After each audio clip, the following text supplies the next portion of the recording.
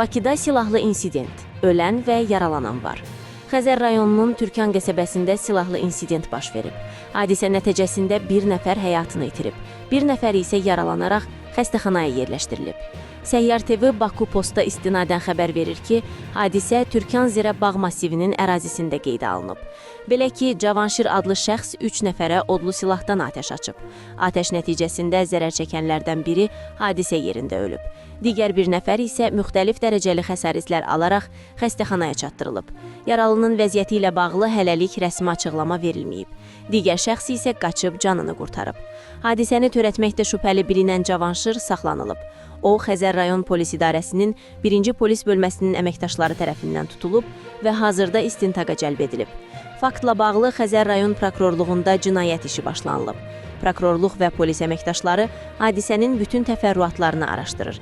Hadisənin hansı səbəbdən baş verdiyi, tərəflər arasında əvvəlcədən mübahisənin olub-olmaması istintaqın gedişində müəyyənləşdiriləcək.